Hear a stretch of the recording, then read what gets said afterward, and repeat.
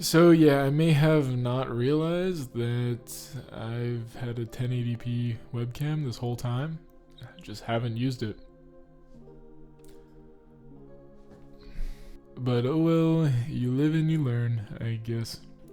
But I think in the future, I won't be as edgy with my super lo-fi camera that was only partially intentional. Anyways, I hope everyone is doing well. And welcome back to another beat making video of sorts.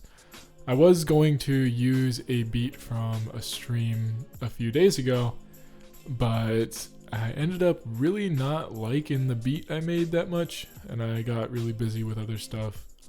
Couldn't really make another stream beat, so I'm actually digging back into the vault of a beat I did on stream a few weeks ago that I kind of forgot that I really enjoyed this beat, so I'm gonna walk through it with y'all today.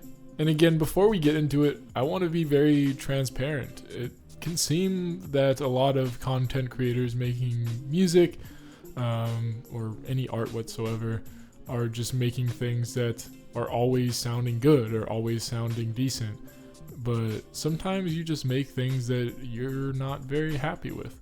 And that's the process of art. Like, artists go through that all the time. It's a very normal thing. It's just usually we don't show that stuff. Myself included. I don't really want to post the beat that I just made on stream very recently because I just didn't really like it that much. I strive to get to the point where I'm comfortable within myself enough that I can post a beat that I don't really like that much and maybe explain why I don't like it that much. That might be a good idea for some content, you know? We gotta get more content out there, guys. Alright, let's just get into this beat. So I pretty much have two major ways I like to make music.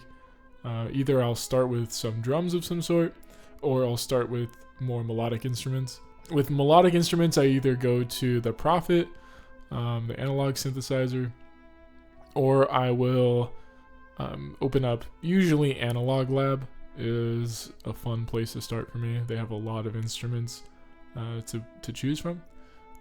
So I started off by making a little melody from a little string patch. Alright, I don't know. This could be interesting. I feel like if I do this with like some weird drums or something, it can be kind of cool. Luckily, I found exactly the type of weird drums that I needed.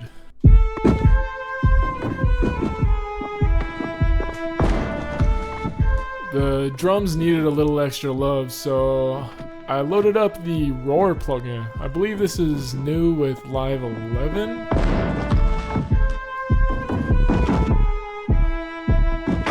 I played some keys over it.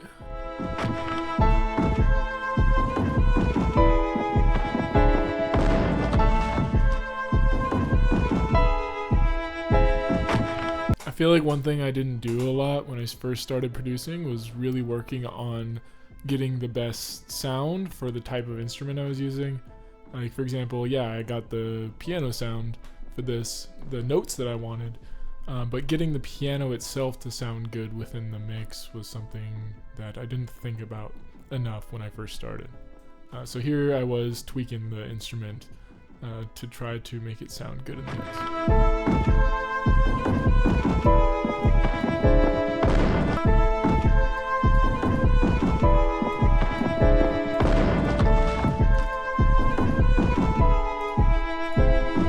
I pulled up a bass patch on the Prophet, but ended up not really liking it.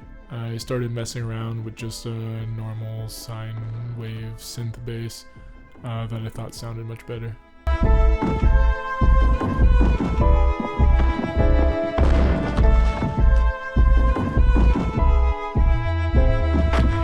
I was having a little trouble with hi-hats and percussion when I was programming them. Even to this day, when I'm looking back on it, I think I could have done better with the hi-hats. But overall, I had this to say in the video, and I think this was somewhat insightful. If I like delay the hats enough, I feel like they can start sounding better. Because I feel like it's a little bit too on the grid right now with like the drums, the bass, like pretty much everything is super locked on the grid.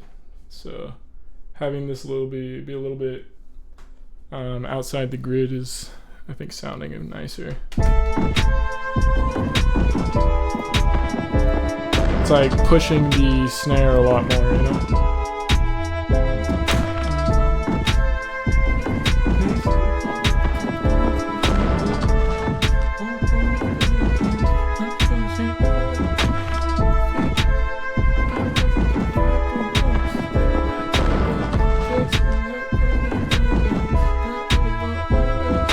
You know, oftentimes when I'm making a beat, I will start like mumble rapping or singing or something to just try to get the feel for what an artist would sound over it. I mean, when I'm making my own music, I like to do this a lot.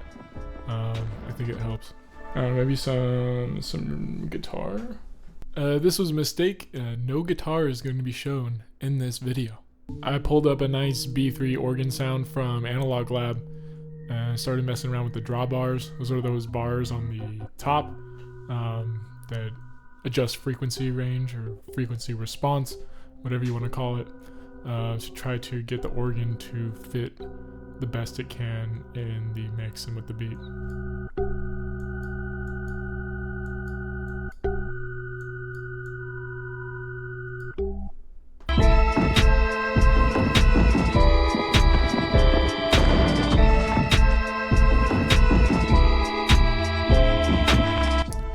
I did a nice little arrangement, and here's how it came out.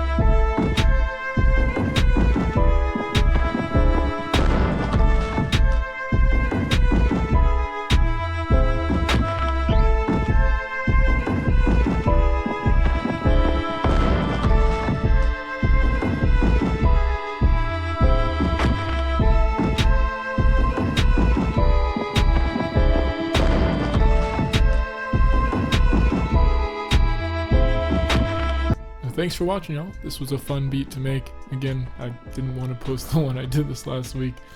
I wasn't really feeling it too much, but I felt like this one came out pretty well. Anyways, if you enjoyed the video, give it a like, subscribe. It means a lot to me in posting these weekly videos. And I hope you learned something, hope you get something out of it.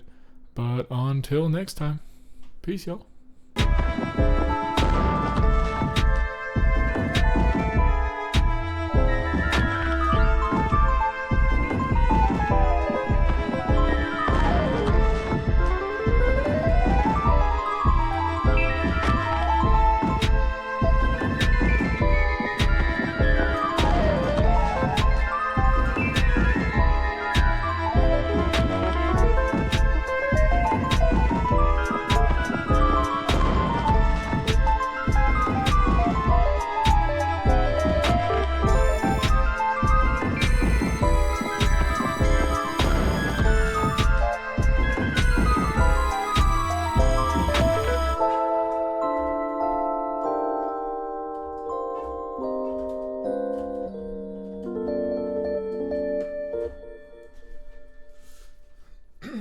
Cool.